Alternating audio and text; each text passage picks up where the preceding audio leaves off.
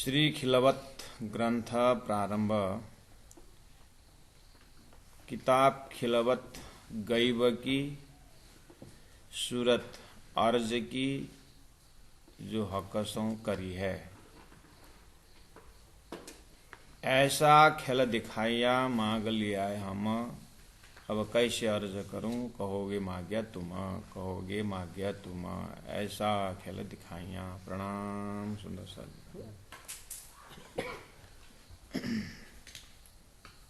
सर्वप्रथम हमें जब ग्रंथ खिलवत करके जैसे हमारे मस्तिष्क में आता है,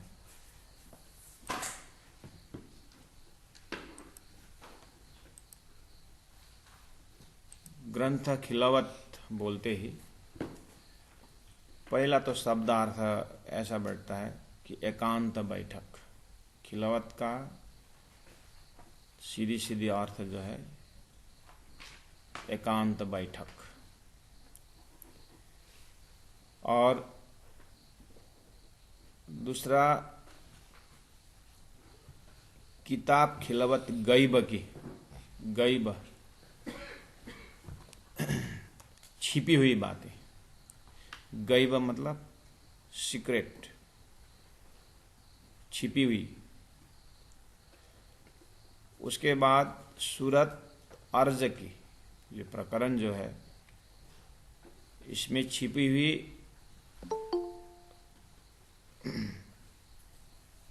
हुई बातें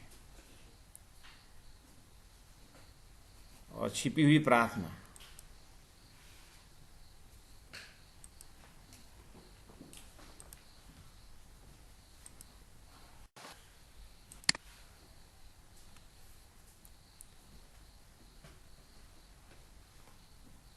जो हक्कसों करी है, ये प्रार्थना किसके साथ की है? हक्कसों, परमात्मा श्री राज्य के साथ की है।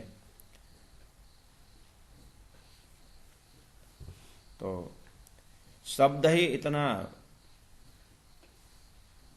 भाव और भक्ति के साथ ओतप्रोत है और इलम से भरा हुआ है। ये बिल्कुल ज्ञान से भरा हुआ, विवेचन से भरा हुआ, बेशक की इलम से ओतप्रोत ऐसा शब्द है खिलवत। एकांत बैठक। प्यारे सुंदर साथ जी, ये ऐसा एकांत जहां पर अनंत लीलाओं का स्रोत, भगवान श्री कृष्ण की चरित्र को हम देखेंगे। अन्य अवतारों में से परमात्मा श्री कृष्ण के अवतार, इवन महाभारत वाला कृष्ण का भी अगर याद करेंगे तो बिल्कुल हाथ हथियार से पूर्ण है दुश्मन, और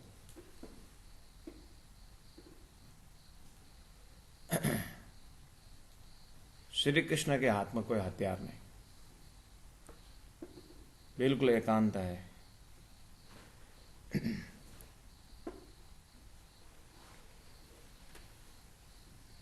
बिल्कुल शांत है श्री कृष्ण। और जैसे ही हम ब्रज की लीला में जब प्रवेश करते हैं, बिल्कुल एकांत है। कैसे? ब्रज गोपी और श्री कृष्ण के बीच का जो मिलन है, जो संबंध है, बिल्कुल एकांत मिलन है। आज तक सभी देवी देवता त्रिदेव उन ब्रजवासियों के, ब्रज गोपियों के ध्यान चिंतन मनन करते हैं। किस भाव का मनन करते हैं? वो एकांत भाव का। गोपी के हृदय में उस परमधाम की ब्रह्मात्माओं की जो लीला का जो प्रसंग है, ब्रजलीला, ब्रजलीला में श्री कृष्ण की भावना और ब्रज गोपियों की जो भावना का एकांत मिलन आप देखेंगे। अनंत लीलाएं हैं, लेकिन बिल्कुल एकांत है। वो हृदय में कृष्ण के सिवाय कुछ भी नहीं है। और श्री कृष्ण की लीला ग्वालवाल के साथ उतना ही है, और पूरे ब्रजवासी के साथ श्री कृष्ण दूर में भी है, साथ में भी है, अंतरात्मा में भी है, लेकिन एट द सेम टाइम गोपियों के साथ एकांत है। उनका कुछ लक्षण उन्होंने दान लीला में प्रस्तुत की। वो एकांत मिलन का एक्सप्रेशन जो है, प्रेम विभोर अवस्था जो है, एकांत होते हुए भी, इसलिए मैंने कहा अनंत लीलाओं का भंडार वो एकांत बैठक है। जैसे वंश के नाद पर रास मंडल में पहुंचते हैं, योग माया के ब्रह्मांड में इतनी सुरक्षित परमात्मा की मेहर का दर्शन यहीं पर होता है। एकांत मेहर है, संसार भी नहीं है और परमधाम की अवस्था का कोई ज्ञान नहीं है, लेकिन आनंदित है। कौन से अंतस्करण में? वो एकांत का अंतस्करण है। अनंत लीलाओं का भंडार है, लेकिन इतनी एकांत है, इतना गोप्य है, इतना छिपा हुआ है कि धरती के अनंत अनंत ज्ञानी और अनंत अनंत त्यागी सन्यासियों को भी इसके सीक्रेट मालूम नहीं पड़ा। इतना एकांत लीला परमात्मा श्री राज ने अपने आत्माओं के साथ की है। इन सभी एकांतों का सोर्स जो है दिव्य परम धाम, 25 पक्ष परम धाम के एकांत रंग महल मूल मिला का बैठक। जब हम एक बार कहते हैं कि सूरत के राखे मूल मिलावे माहे, और मिल मिला का बैठक जो है बिल्कुल एकांत बैठक है, वही खिलवत खाना है। हमें अपने अंतस्करण में कैसे हम उस खिलवत खाना को अनुभव करें, उसकी अनुभूति लेकर के संसार में कैसे जिएं, कैसे रहें, उसका रहने का लक्षण क्या है, उसी की व्याख्या खिलवत ग्रंथ में यत्र तत्र आता रहता है। हम अपने ध्यान अवस्था में जब चले जाते हैं, चितौनी में चले जाते हैं, इस शरीर के अंदर वही स्तर हम इस जागने के ब्रह्मांड में प्राप्त करना है। वो एकांत मिलन परमात्मा के साथ। संसार में वही एक दृष्टांत इसमें मेल खाता है कि दिन भर के अनंत वृत्तियां जब रात्रि कालीन अवस्था में जब नींद हमें घेर लेती है, उस निद्रा अवस्था में हमें किसी चीज का भान नहीं होता है। हमें अपने शरीर का भी भान नहीं होता है, और अपना मन का, अपनी बुद्धि, सब चीज होते हुए बिल्कुल डिस्कनेक्ट हो जाते हैं और उस एकांत बैठक में चले जाते हैं कि सिर्फ वहां पर अपने आप रहते हैं। आत्मा का वास्तविक अवस्था में पहुंचते हैं और खुशबू लेते हैं कुछ अननोन सोर्स का, जो है परमात्मा ही हो सकते हैं। लेकिन ऐसा एकांत कि आप अनुभव कर सकते हैं अपने आप को कि इन डीप स्लीप में अपने क्या अवस्था। लेकिन अनंत शक्तियों का भंडार, ऊर्जा का यही समय है। शरीर में ऊर्जा भरने का एक ही साधन है, गोइंग टू डीप स्लीप। अगर 10 मिनट भी छोड़ दीजिए, 5 मिनट भी एक बार ऐसी गहरी नींद में कोई व्यक्ति चला जाता है तो उसका घंटों का थकान दूर हो जाता है। ये जीव इस शरीर में इस चीज को अनुभव कर सकता है, कर ही रहा है। ऐसे ही अनंत अनंत सृष्टियों की मालिक अक्षरातीत परब्रह्म परमात्मा अपने हुक्म से भी अंदर चल करके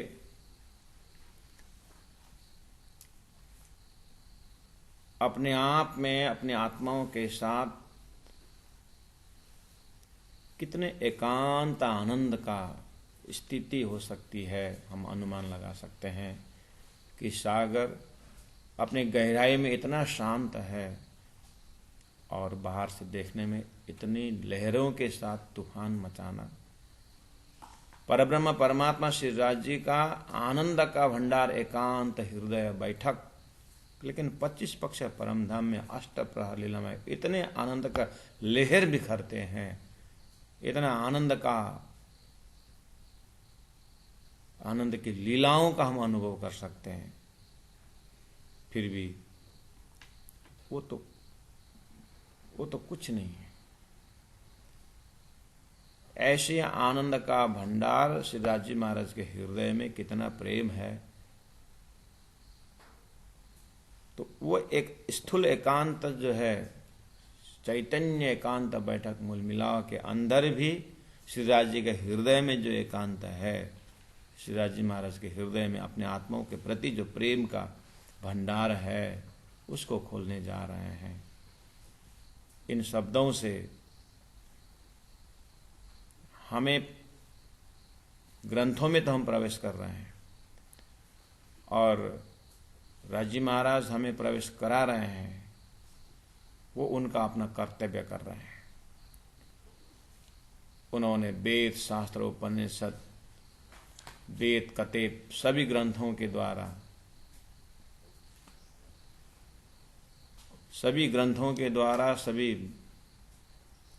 प्रमाणों के द्वारा अब खेल में आई ब्रह्मात्मा के हृदय को बेशक कर दिए हैं कि अब ये अस्तित्वहीन संसार में अगर कोई अस्तित्व है तो एक मूल मिलावा ही, एक गोप्य बैठक एकांत खिलवत ही अर्थपूर्ण है और यही जीवन का सार है, और बाकी इसको छोड़ करके सब असार है।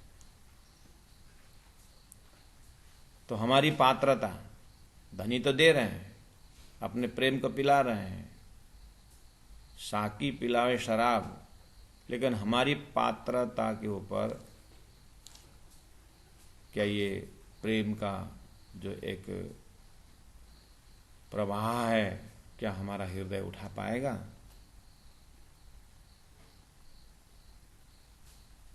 महामती प्राण जी इस खिलवत ग्रंथ से राज जी महाराज ने अपने मूल मिलाव, अपने खेल में आई श्रोताओं को ब्रजरास होते हुए सदगुरु महाराज के समय, आप अगर खिलवत का अवतरण का समय देखेंगे तो 1740 से 1748 के अंदर, यानी 47 के अंदर अंदर महामती प्राण जी का श्री पद्मावतपुरी धाम के ध्यान अवस्था में अवतरण चौपाइयां है। हालांकि इसके अंदर का जो रस, जो ज्ञान है, बिखरना तो राष्ट्र ग्रंथ से ही शुरू है, जो 1715 में अवतरण है। लेकिन सुंदर साथ जी ग्रंथों के हिसाब से तो ये ठीक है, लेकिन अगर भाव दशा के हिसाब से देखा जाए तो सदगुरुदेव चंद्र जी महाराज के मुखारविंद से जैसे ही बात शुरू हुई, बंदेज की अति उत्तम पर घर के निदसो कही तारतम, जो बोले ना, घर के निदसो कही तारतम, वो घर ही एकांत है ना, वो एक घर ही खिलावत है ना। तो सदगुरुदेव चंद्र जी महाराज के समय में ही ये खिलावत खाना की व्याख्या हुई है। लेकिन मैंने जस्ट अभी 2 मिनट पहले कहा कि लेकिन पात्रता के विषय में अगर कहा जाए तो परमधाम से आई ब्रह्मात्माओं को श्री राज ने कहा था, मैं भेजूं तमाम, जो कहा था। धनी तो भेज रहे हैं, लेकिन हम आत्मा तो जरूर हैं, लेकिन सशरीर हैं। आत्मा जरूर है लेकिन सशरीर है। तब ये सशरीर आत्मा को अद्वैत का संबंध बता करके अनन्य भाव से उस तह में पहुंचाना, ये प्रयास जारी रहता है। खिलवत ग्रंथ में भी वो रस तो पिला रहे हैं, लेकिन बार बार बोलते हैं कि पात्रता देख रहे हो, समझ रहे हो, समझ में आ रही है। सदगुरु श्री देवचंद्र जी महाराज के 313 आत्माओं में से श्री इंद्रावती आत्मा, सदगुरु तो खिलवत खाने की व्याख्या कर रहे हैं, सृष्टि का कार्यकारण महाकारण प्रेम संवाद से उतार रहे हैं, चिंतन को वहीं पहुंचा रहे हैं। और सदगुरु महाराज की अवस्था तो आप जानते ही हैं।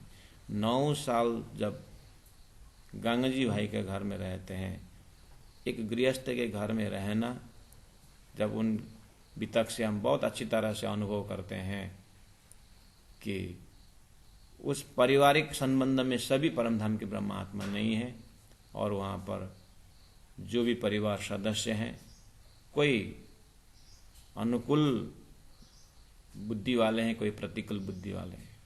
वो सदगुरु महाराज जहाँ पर बैठे हुए हैं और गंगाजी भाई के परिवार है, लेकिन कौन अनुकूल है कौन प्रतिकूल है, गंगाजी भी देखते हैं, व्याख्या नहीं करते हैं।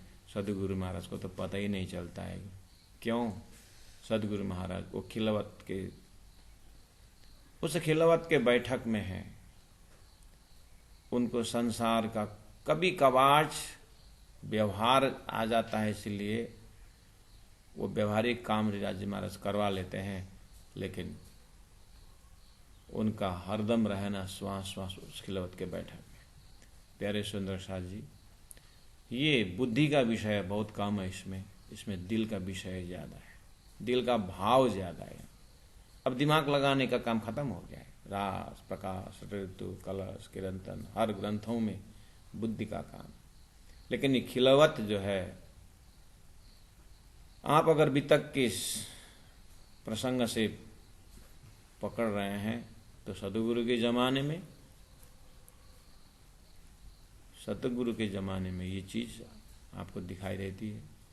बस उसको यथा तथ्य अनुभव में उतारने के लिए श्री इंद्रावती आत्मा आगे बढ़ती है, तो उस खिलवत खाना, उस बैठक, उस प्रेम विभोर अवस्था में मेरी परात्मा यत्र तत्र प्रेम विभोर अवस्था में मैं कैसे पहुंचूं, कैसे अनुभव करूं। मैं इंद्रावती तो हूं, लेकिन शरीर हूं, इस तन में हूं, इस शरीर में हूं। तो अब साधना प्रारंभ करती है। बस यही अवस्था हमारी है। हमें कॉन्सेप्ट क्लियर हो गया है, हमें परात्म कॉन्सेप्ट में कोई शंका नहीं है। रही बात उसके अनुभूति में, उसके एकांत खिलवत में रहने के लिए हमें भी अब सदगुरु महाराज की तरह, श्री इंद्रावती आत्मा की तरह हो सकता है सीरियस साधना प्रारंभ जीवन में हो जाए। धनी देने में कमी नहीं करेंगे, वो तो पिला रहे हैं, वो तो पिला रहे हैं, लेकिन आत्माओं की दशा, उसको उठाने के लिए, उस प्रेम की मस्ती को भरने के लिए हो सकता है कहीं हमारे गुण अंग इंद्रियों से माया प्रवेश हो रही हो। इसलिए श्वास श्वास अपने को चेकिंग करते हुए आगे बढ़ने का होता है। महामती प्राणनाथ जी जैसे ही एक बार दिव्य परमधाम का जब दर्शन हो जाता है, अपने परात्म का दर्शन हो जाता है, फिर तो चस्का ऐसा लग गया कि उसको तो उठना ही है, और यानी जगना ही है, पहुंचना ही है। बस उतर त्यार घटाइया रया पैसा भरा दो। अब श्रीराज जी महाराज का आज्ञा होता है कि अभी ठहरो, अभी तुम्हारा बहुत काम है। अब जय विद राखे राज ते विद रहिए। अपूर्ण समर्पण के भावना से महामती प्राणनाथ जी आगे बढ़ते हैं। राज जी इस तरह से आगे बढ़वाते हैं। अब यहाँ से 1708 तक अरब की भूमि, फिर आने के बाद 2 साल घर की अवस्था, फिर कलाश जी के पास रहना 2 साल, 1712 हो जाना, सदगुरु महाराज का धाम गमन के पश्चात गुरुपुत्र बिहारी जी के साथ मेंटल और इंटेलेक्चुअल भाव दशा में कन्फ्यूजन, उसकी सुव्यवस्थित करते करते 1715 में वाणी अवतरण, और वाणी अवतरण के पश्चात भी बिहारी जी गुरुपुत्र के साथ सदगुरु का भावना से कुछ विपरीत बोलने से अच्छा जगह छोड़ना अच्छा है। जूनागढ़, फिर राजनीतिक कुछ देशभक्ति के विषय में थोड़ा सा भाव, कहाँ 1703 में शरीर उठ करके उस एकांत बैठक में उतरने वाली आत्मा 1722 जब होता है, भयंकर जीवन का पराकाष्ठ दर्जा, विश्वासघात, समाज द्वारा, राजा द्वारा विश्वासघात होना, फांसी की सजाए अनाउंसमेंट होना, श्रीराज जी ने अंतिम छोर में अब वहां से बचा करके दिब्बंदर पहुंचाते हैं। 1703 से लेकर के 1722 तक की अवस्था है। अब फिर आगे जागरण का कार्य प्रारंभ होता है। अब आगे का रास्ता आपको बिल्कुल मालूम है वितक से। ये वो हृदय है जो हृदय एकांत बैठक में उठने का हृदय है। लेकिन गया सो गया। जैसे ही सूरत पहुंचते 1729 में, अर्थात 1703 से 1729 को अगर आप देखेंगे तो 26 साल हो चुका है कि उस चस्का, उस एकांत बैठक का दर्शन से उस घड़ी में संसार का कुछ भी नहीं था। ये सोया हुई अवस्था की नहीं बात कर रहा है। अभी जो मैंने उदाहरण दिया तो घोर नींद की बात नहीं है, ये बिल्कुल जागृत अवस्था की, उस मुलमिलावा का, अपने परात्म स्वरूप का, उस घड़ी जिस घड़ी में संसार नहीं था, वही चस्का में रहने का, वही आनंद में रहने का, और वहीं पर उसी शरीर में उठने का, उसी संसाधन में उत्प्रोत होने का, ये मनोभावना, मनोदशा पूरा ब्रेक हो गया है। जैसे 29 में सूरत पहुंचते हैं, कलश ग्रंथ पूरी हो जाती है। रास, प्रकाश, ऋतु और कलश ग्रंथ पूरा हो गया। अगर कलश ग्रंथ के भाव से यहाँ प्रवेश देखेंगे तो अब संसार में जानना समझना कुछ भी बाकी नहीं रहता है। मंदिर के ऊपर घूमट होता है, घूमट के ऊपर कलश होता है, और कलश के ऊपर एक ही ध्वजा का काम है। उस संस्था का परिचय, उस धर्म सिद्धांत का परिचय, उस मंदिर का परिचय, ऊपर ध्वजा लहराता है जब, और ध्वजा में उस मंदिर के सेंक्टरम जो गर्भ स्थान है, वहाँ पर किसकी मूर्ति है, किसकी, वो ध्वजा में उसका परिचय देते हैं। अर्थात कलश ज्ञान का, कलश के ऊपर ध्वजा प्रेम स्वरूप है। अब खिलावत ग्रंथ वो प्रेम है, वो ध्वजा है। आप अगर वाणी अवतरण का भी प्रसंग पकड़ेंगे तो कलश के बाद कलश को जांग करके कहा, धनी के 14 अंग में से जांग से कंपेरिजन किया है। यानी कलश में ज्ञान है और जांग, थाई जो है वो ज्ञान का प्रतीक है, हिम्मत का प्रतीक है। कुश्ती लड़ने वाले अपने थाई में आवाज देते हैं और लड़ने के लिए तैयार हो जाते हैं। अर्थात परमधाम से ब्रह्मात्मा माया से लड़ने के लिए पूरी हथियार, अब उसको कोई माया कुछ नहीं बिगाड़ सकती। यहाँ से तो उड़ गए, अब हिम्मत आ गया, ज्ञानी बन गए। लेकिन अब उसे ज्ञान में प्रेम का कलश लगाना है, वो खिलावत ग्रंथ है। इसीलिए 1729 से अब आगे का जितनी भी चौपाइयाँ हैं, जो धनी का अनुभव तो उतरती है, अब सनंद उतरती है, जो ज्ञान, जो कतेब ग्रंथ का ज्ञान का मजहब ही है। खुलासा उसका स्पष्टीकरण है। इस तरह किरंतन सर्वदेशी चर्चा है। सुंदर साथ जी, अब तो आगे का मजल जो है खिलावती बचा। कलश के बाद सीधा खिलावत है। अगर भाव दशा के प्रभाव को आप देखते हैं तो कलश के भाव से सीधा खिलवत का भाव है।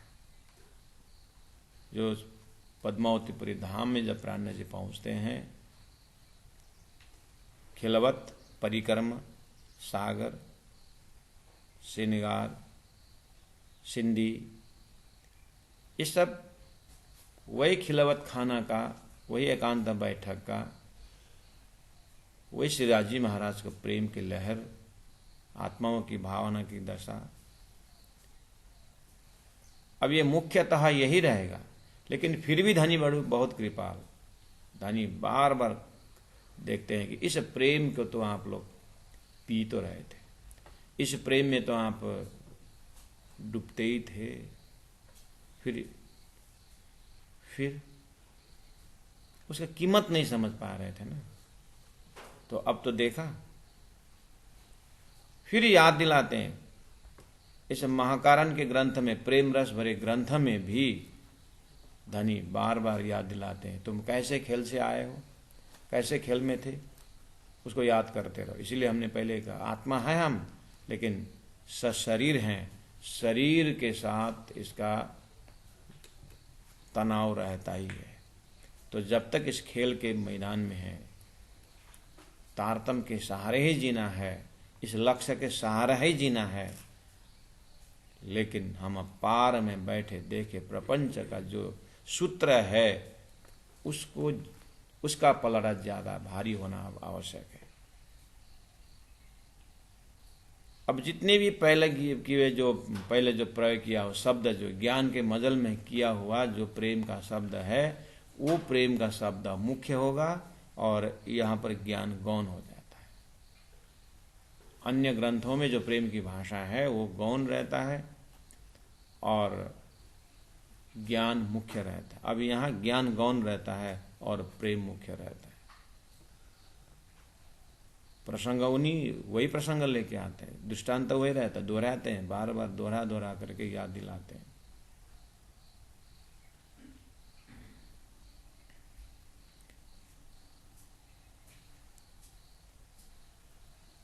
अब ये देह तो है, शरीर तो है, सूरता परमधाम में घूम रही है। इंद्रावती की दशा को अनुभव, इंद्रावती किस दशा से बोल रही है? क्योंकि संसार में सोकल परमहंस लोग बिल्कुल वर्ड्सलेस होकर के, शब्दातीत होकर के रहे हुए, उनका भी एक अनुभव इसी अवस्था को बताने के प्रयास किया है। इसलिए कभी कभी कंफ्यूज हो जाते हैं। महामती प्राण जी महाकारण में बोल रहे हैं और स्थूल शरीर से आवाजें आ रही।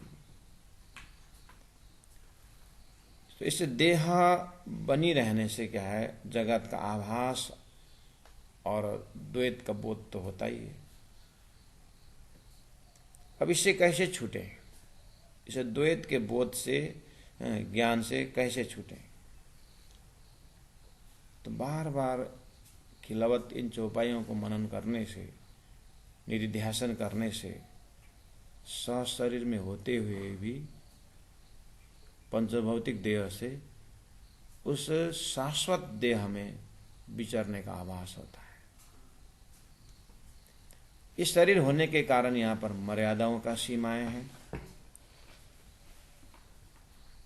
बंधनों का सूक्ष्म जाल है और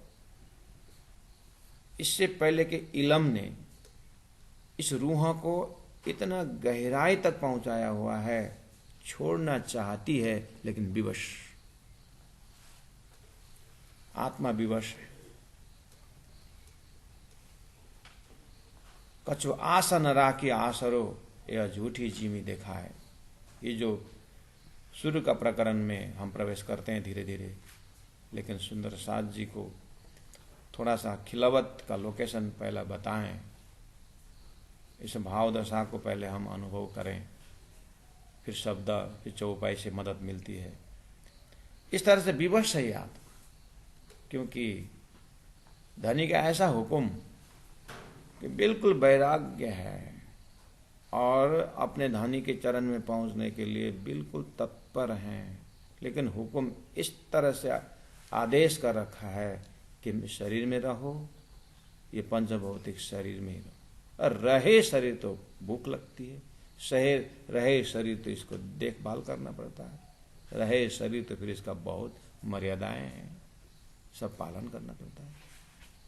और इलम ऐसा झकझोरता है कि ना आत्महत्या कर सके, बहुत खतरनाक पाप है उसमें, तो वो तो आवाज ही निकालनी नहीं है।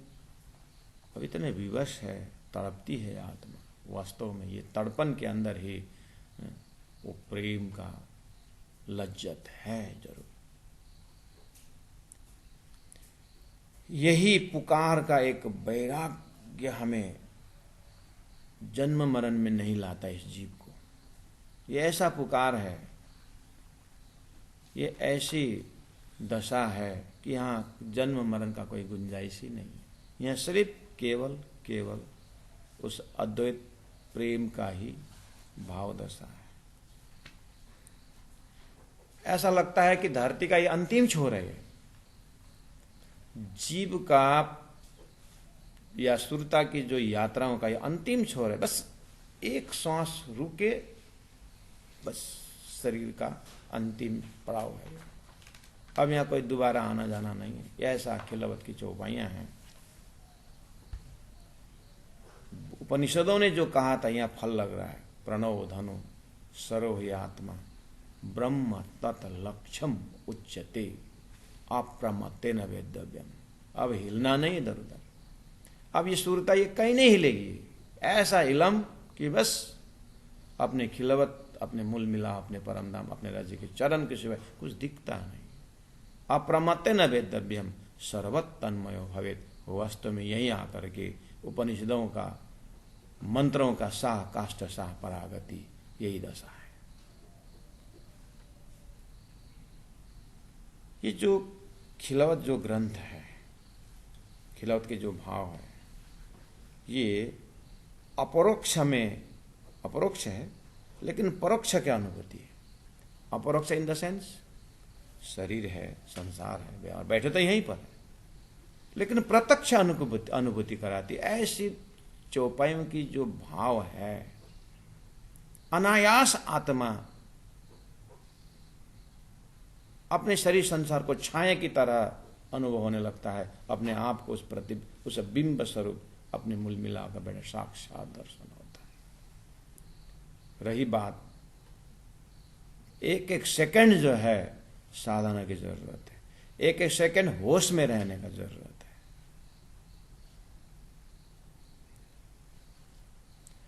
इस तरह से इस ग्रंथों में आप धीरे से आराम से शांत चित्त से जाएंगे।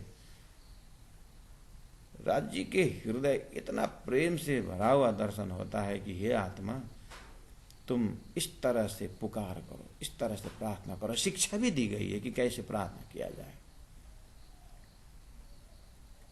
कैसे विनती किया जाए। ऐसी शिक्षा भी अंतरंग में मिलता है।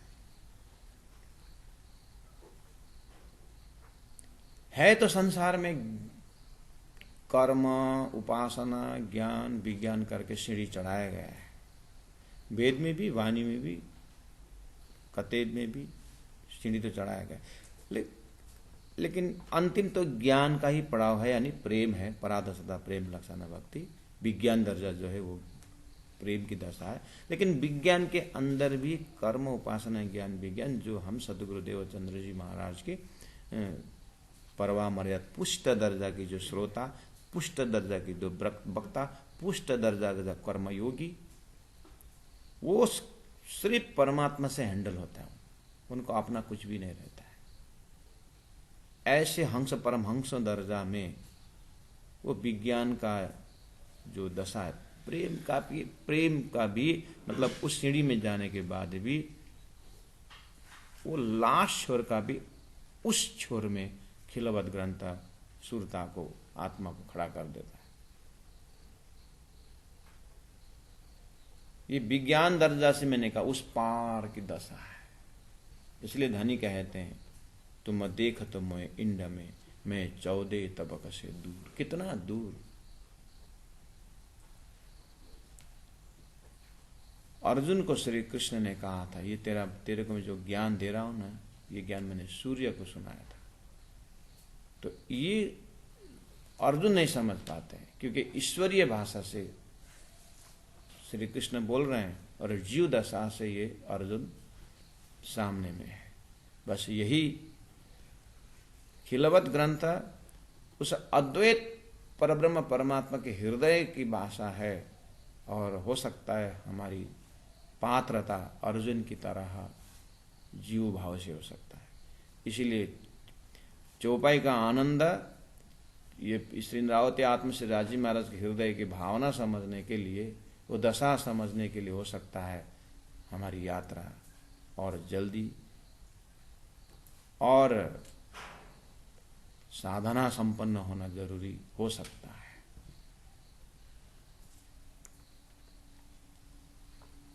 सुंदर साधु जी, एक आत्मा परमात्मा से तड़पती है, ऐसे तड़पन का ग्रंथ तो धरती में बहुत है।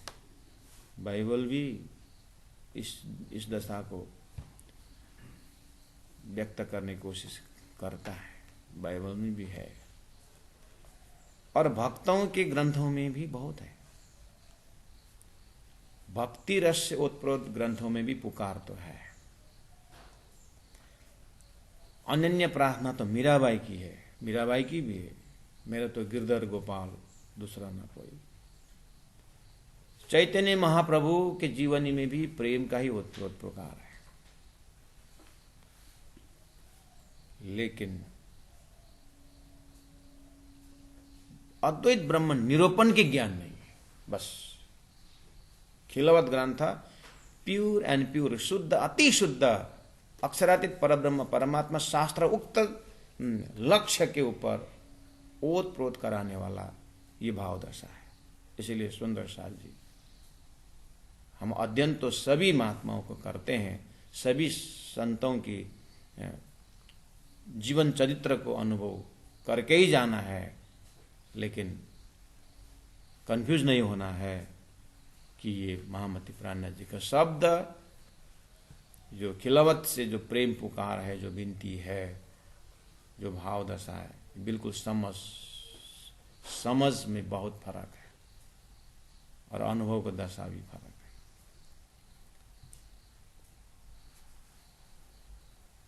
क्योंकि रोना धोना तो हम स्वप्न में भी करते हैं, आपत्ति विपत्ति तो स्वप्न भी अनुभव करते हैं, और ऐसा गुहार मांगते हैं वो तो स्वप्न अवस्था में भी होता है और जागृत में भी होता है।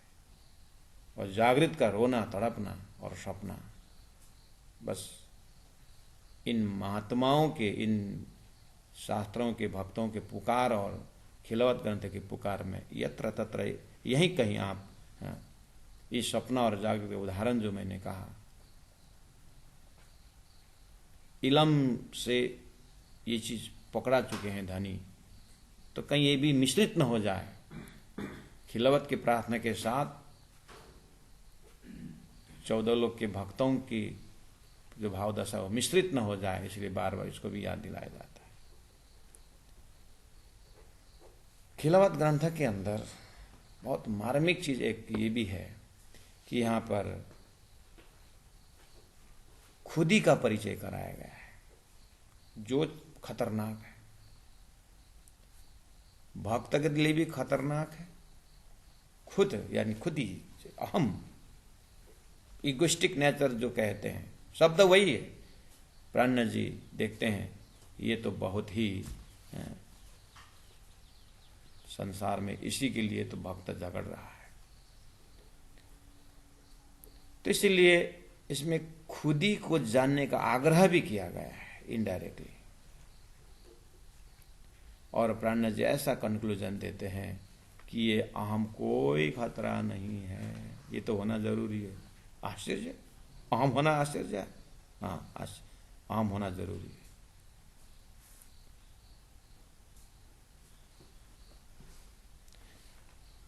खिलवत में अहम का परिचय इस ढंग से दिया गया है कि लास्ट में कंक्लूजन ये हो जाता है, आत्मा में अहम होना जरूरी है।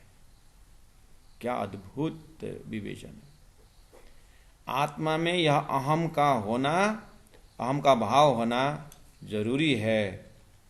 बोलते हैं कि वो तो परमात्मा ने दिया हुआ है। वाह, अहम परमात्मा ने दिया। हाँ, सारा इलम यही सिखाया इलम ने कि मैं परमात्मा की हूं। ये स्वाभिमान और ये अहम होना जरूरी है कि मैं धनी की अंगना हूं। तो ये मैं आए कि नहीं आए? और ये भाव जब तक संसार में जीव के सुरता के अंदर जब ये मैंपन नहीं आता है, संसार से वो उठ ही नहीं सकती। इसलिए भयंकर तामसी गुण, क्या मैं राज्य की हूं, कौन क्या कर सकता है मुझे। यारे धनी धन ओट करे त्यारे बलबरी ना बोली गया काम सरारे चढ़े मन चित्त व्याकार जसरे। अहम से ही संभव है।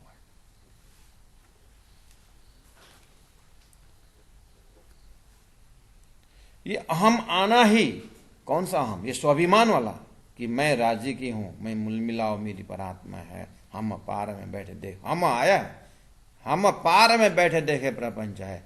वो बोलते ही ऐसा लगता है कि वो बिल्कुल जागृत अवस्था में बोल रही है। हम पार में बैठे देखे प्रपंच। प्रपंच हमें क्या बिगाड़ सकता? हम इसको देखने आए, हम देख रहे हैं इसको। ये अहम आना ही ऐसा प्रमाण है कि मैं परमात्मा का अंश हूं, परमात्मा मेरा अंश ही है। ये अंशी भाव जीव और ईश्वर तो बोल रहे थे झूठ के अंदर, सपना के अंदर चिल्ला रहे थे प्राण जी, नहीं, ये सपना में भी जागृत से जाता है, मेरा अहम जागृत का है। ये भी खिलवत के अंदर से रस भी हमें अनुभव करने को मिलता है। इंद्रावती ध्यान अवस्था में ऐसे चौपाई का भाव प्रसंग में आता है कि अगर राज्य ने मैं नहीं दिया होता तो यह झूठा मैं उलझ जाता। अगर राज्य ने वो हकी मैं नहीं दिया होता तो उस अनंत परमात्मा को भी मैं नहीं जानता। वो अनंत परम धाम का अनुभूति मैं नहीं कर पाता। धनी ने कैसा मैं का हथियार दिया।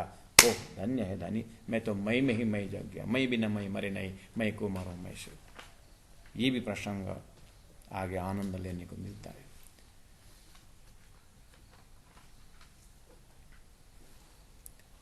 धीरे धीरे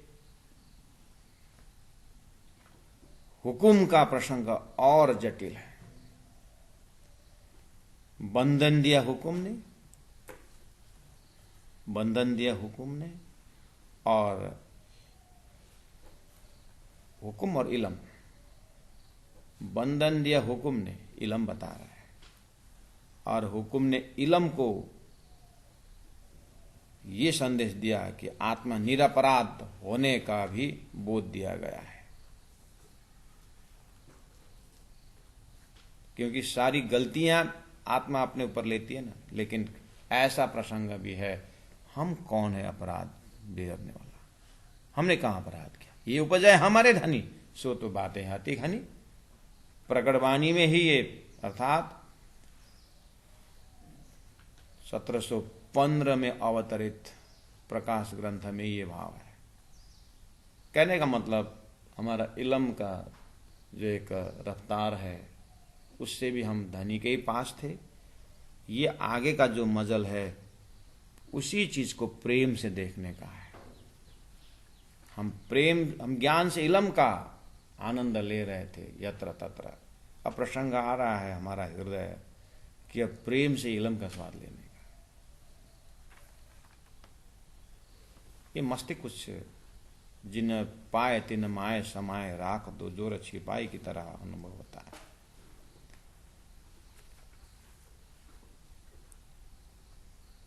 या हुकुम शब्द है, बेचैनी शब्द है, अहम शब्द है, बहुत ऐसे विवेचनात्मक शब्द है, कम शब्द है लेकिन मनन ज्यादा की जरूरत है।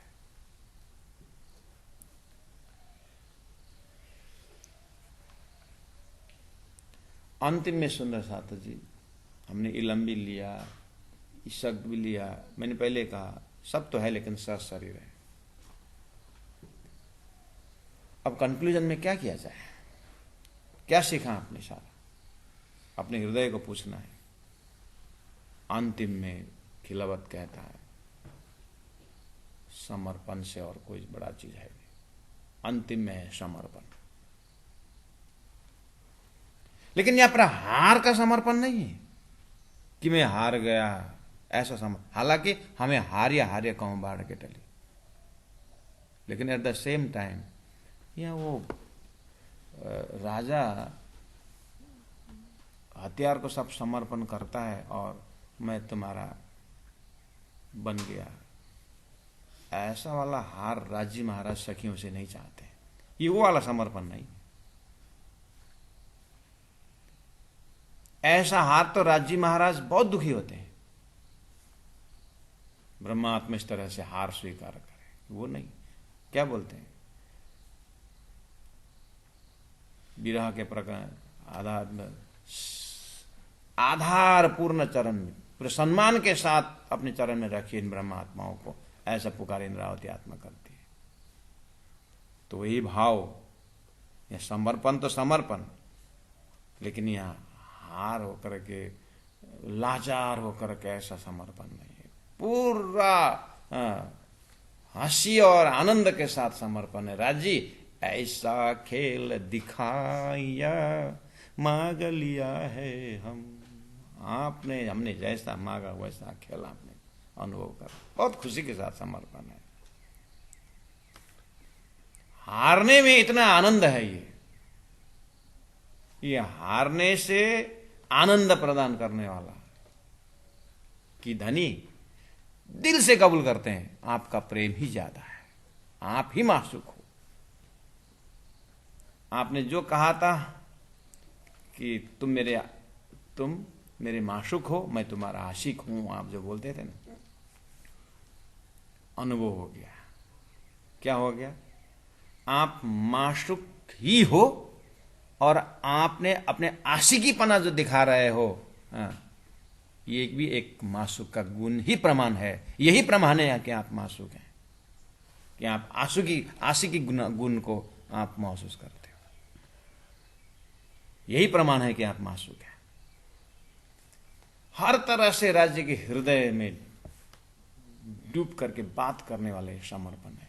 ये समर्पण में हालांकि ठीक है उदाहरण कि एक नमक का मूर्ति सागर को नापने के लिए चले, ये अद्वैत हो जाता है। ये बात, ये दृष्टांत ठीक है, लेकिन ये स्वलीला द्वैत की भावना है। पूर्ण समर्पण है और अद्वैत है, लेकिन बातें बहुत प्रेम की बातें बहुत बढ़िया चलता है। ये इसलिए तो समर्पण जरूर है, लेकिन लीला का आइडेंटिफिकेशन जरूर है, क्योंकि वो अहम धनी ने ऐसा दिया हुआ है कि वो अनुभव करा के ही दे, उसी में मजा है, उसी में आनंद है। इसमें द्वैत का दर्शन नहीं है। यही तो प्राण जी बहुत चिंता करते हैं। हालांकि मैं जो परमधाम की बातें मैं कर रहा हूं, लेकिन कोई निराकारवादी जो ब्रह्म ही ब्रह्म बोलने वाले, जो अद्वैत दर्शन वाले जो हैं, यहाँ कहीं द्वैत न घुसा है। ये द्वैत और अद्वैत की बातें स्वप्न के अंदर, क्षणिक ब्रह्मांड के अंदर है। परब्रह्म परमात्मा एकांकी न रमते सैव आत्मा द्विधा भवती, वो भी तो सूत्र दिया है बेहद का। उसी ट्रैक से जब जाएंगे तो पूर्ण समर्पण तो जरूर है, लेकिन यहां पर द्वैत नहीं है। ये अद्वैत, स्वलीला अद्वैत का समर्पण है। इसकी भी अनुभूति इसमें हमें मिलता है। प्यारे सुंदर साथ जी, ऐसा खेल दिखाइया मांग लिया हम, अब कैसे अर्ज करूं, कहोगे माग्या तुम, कहोगे माग्या तुम। प्रथम दिवस है, अब हम समय हमारा पूरा होने जा रहा है। 1-2 दिन चलेगा सुंदर साथ जी, चौपाई आगे बढ़ना। उससे पहला इसका भूमिका द्वारा अपने अंतस्करण को तैयार करना बहुत जरूरी है। भोजन करने में टाइम नहीं लगता है। गुरु जी मंगलदास जी बार बार ये उदाहरण देते थे। भोजन बनाने में टाइम लगता है, भोजन ग्रहण करने में टाइम न लगता है। स्वाद लेने तो और फ्रैक्शन ऑफ सेकंड में जीवा से चला जाता है। लेकिन तैयारी कितनी लंबी होती है। ऐसे होल ग्रंथ ही तैयारी है, उसमें भी एक खिलवत ग्रंथ अनुभव करने की थोड़ा तैयारी हम करते हैं सुंदर साथ जी। इसीलिए 1-2 दिन हो सकता है राजी महाराज जैसे आग्रह जैसे में आदेश करेंगे, जैसे हमारी आग्रह राज्य के पास होगा। तो चौपाई तो एक चौपाई 2-2 चौपाई जितना बनता है वो तो करना ही है। तो ऐसा खेल देखिया देखाइया,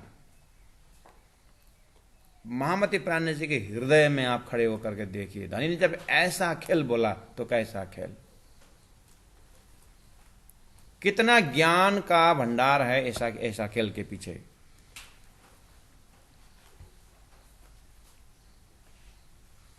वो जो कौन बनेगा करोड़पति में एक लड़का बोल रहा था, जब मैं छोटा था, वो स्वयं 7 साल का, कितने साल का, तो उस आयोजक से, अमिताभ बच्चन से कहता है, जब मैं छोटा था, तो उस समय अमिताभ बच्चन जी पब्लिक को हाँ जब वो छोटे थे, ऐसा व्यंग्यात्मक दे रहे थे कि जब वो छोटे थे ऑलरेडी, तो समझ गई बात। तो इतने उम्र का और 90 साल का कोई बोले कि हमने भी संसार देखा है। अब वो 90 साल के बूढ़े जब बोलते हैं, बूढ़े अंकल जब दादा बोलते हैं कि जब हम छोटा था, भाषा तो वही है। ये 7 साल के बोल रहे हैं जब मैं छोटा था, अपना अनुभव बता रहा है, और 90 साल के अंकल भी बोल रहे हैं, दादाजी बोल रहे हैं मैं छोटा था। शब्द वही होने पर भी अनुभव में फर्क तो होगा ना। बस ऐसा खेल दिखाइया में हर कोई बोल सकता है, जीव भी बोल सकता है ऐसा खेल दिखाइया, और संसार के संतों भी बोल सकते हैं ऐसा खेल दिखाइया, और प्राण जी महाप्रभु के ऐसा खेल दिखाइया। मैं कितना परमधाम से पाताल तक का, कितना सृष्टि का बनक और सृष्टि का प्रोग्राम, परब्रह्म परमात्मा के हृदय की खजाना कितना इसके अंदर छुपा होगा, ये तो आप यहाँ पर व्याख्या नहीं होता। इतनी बात समझने के लिए रास, प्रकाश, ऋतु, कलश और सनंद, खुलासा, मार्फत, क्यामत, इन सभी ग्रंथों के अनुभव के बाद ही ऐसा खेल दिखाया। तो वो व्याख्या के साथ है। जैसे प्राणनाथ जी दीप बंदर में हवे पहला मौजलनी कहूं बात जब कहते हैं, तो बीतक से हमें पता चलता है कि ऐसा हवे पहला मौजलनी कहूं, तो मोह का अनुभव उन्होंने, मोह माया का अनुभव उन्होंने कितना किया। अपने स्वयं साधना समय में माया का थप्पड़ किस तरह से सदगुरु ने किस तरह से सुरक्षा दी। इसलिए कहते ये माया ये उपजय हमारे धन, ये माया से अति बलवंती। कहां खड़े होकर के बोल रहे हैं, अनुभव से उस पार जाकर के बोल रहे हैं। ऐसे ऐसा खेल दिखाइया के पीछे कैसा खेल है इसके, ये अनुभव कराने के लिए। तो अब ये तो बीतक से और उधर से व्याख्या अनुभव करना सुंदर साथ जी मांग लिया है हम।